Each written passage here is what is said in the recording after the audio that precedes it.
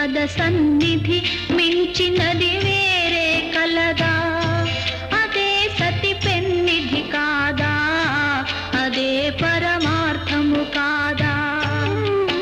పతిదేవుని పద సన్నిధి మించినది వేరే కలదా?